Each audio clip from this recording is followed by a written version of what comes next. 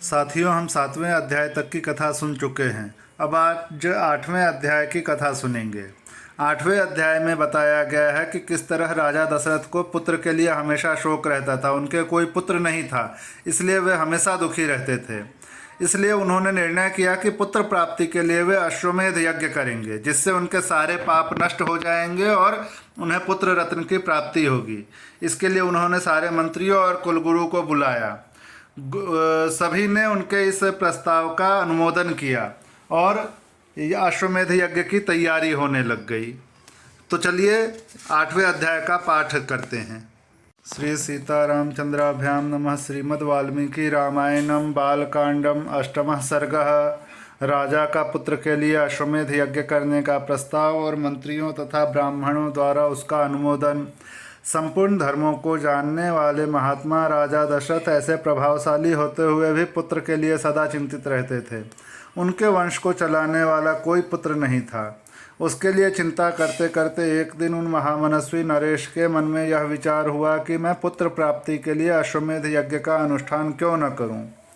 अपने समस्त शुद्ध बुद्धि वाले मंत्रियों के साथ परामर्श पूर्वक यज्ञ करने का ही निश्चित विचार करके उन महातेजस्वी बुद्धिमान एवं धर्मात्मा राजा ने सुमंत्र से कहा, मंत्रीवर, तुम मेरे समस्त गुरुजनों एवं पुरोहितों को यहाँ शीघ्र बुला ले आओ। तब शीघ्रतापूर्वक पराक्रम प्रकट करने वाले सुमंत्र तुरंत जाकर उन समस्त वेद विद्या के पारंगत मुनियों को वहाँ बुला लाए। सुयज्ञ वामदेव, जाबाली, काश्यप, कुलपुरोहित, वशिष्ठ तथा और भी जो श्रेष्ठ ब्राह्मण थे, उन सब की पूजा करके धर्मात्मा राजा दशरथ ने धर्म और अर्थ से युक्त यह मधुर वचन कहा। महर्षियों, मैं सदा पुत्र के लिए विलाप करता रहता हूँ। उसके बिना इस राज्य आदि से मुझे सुख नहीं मिलता। अतः मैंने यह निश्चय किया है कि मैं पुत्र प्राप्ति के लिए अश्वमेध द्वारा भगवान का यजन करूँ।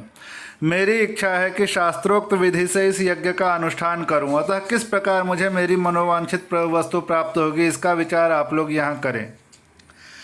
राजा के ऐसा कहने पर वशिष्ठ आदि सब ब्राह्मणों ने बहुत अच्छा कहकर उनके मुख से कहे गए पूर्वोक्त वचन की प्रशंसा की। फिर वे सभी अत्यंत प्रसन्न होकर राजा दशरथ से बोले, महाराज, यज्ञ सामग्री का संग्रह किया जाए। भूमंडल में भ्रमण के लिए यज्ञ संबंधी अश्व छोड़ा जाए तथा सरयू के उत्तर तट पर यज्ञ भूमि का निर्माण किया जाए। तुम यज्ञ द्वारा सर्वथा अपनी इच्छा के अनुरूप पुत्र प्राप्त कर लोगे, क्योंकि पुत्र के लिए तुम्हारे हृदय में ऐसी धार्मिक बुद्धि का उदय हुआ है।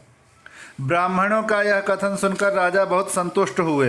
हर्ष से उनके नेत्र चंचल हो उठे।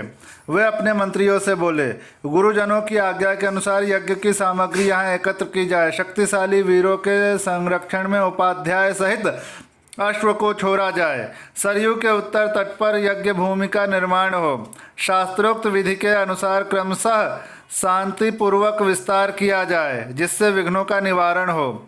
यदि इस श्रेष्ठ यज्ञ में कष्टप्रद अपराध बन जाने का भय न हो तो सभी राजा इसका संपादन कर सकते हैं, परंतु ऐसा होना कठिन है, क्योंकि विद्वान ब्रह्म राक्षस यज्ञ में विघ्न डालने के लिए छिद्र ढूंढा करते हैं।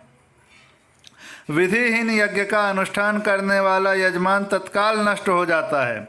अतः मेरा यह यज्ञ जिस तरह विधि पूर्वक संपन्न हो सके वैसा उपाय किया जाए। तुम सब लोग ऐसे साधन प्रस्तुत करने में समर्थ हो। राजा के द्वारा सम्मानित हुए समस्त मंत्री पूर्ववत उनके वचनों को सुनकर बोले, बहुत अच्छा, ऐसा ही होगा। इसी प्रकार वे सभी धर्मज्ञ ब्राह्मण भी नृपश्रेष्ठ दशरथ को बधाई देते हुए उनकी आज्ञा लेकर जैसे आए थे वैसे ही फिर लौट गए।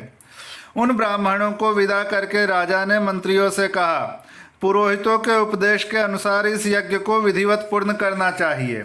वहां उपस्थित हुए मंत्रियों से ऐसा कहकर परम बुद्धिमान नृपश्रेष्ठ दशरथ उन्हें विदा करके अपने महल में चले गए। वहां जाकर नरेश ने अपनी प्यारी पत्नियों से कहा, देवियों, दीक्षा ग्रहण करो, मैं पुत्र के लिए यज्ञ करूंगा। उस मनोहर वचन से उन सुंदर कांति वाली रानियों के मुख कमल वसंत ऋतु में विकसित होने वाले पंकजों के समान खिल उठे और अत्यंत शोभा पाने लगे। इस प्रकार श्री वाल्मीकि निर्मित आर्ष रामायण आदि काव्य के बालकांड में 8वां सर्ग पूरा हुआ।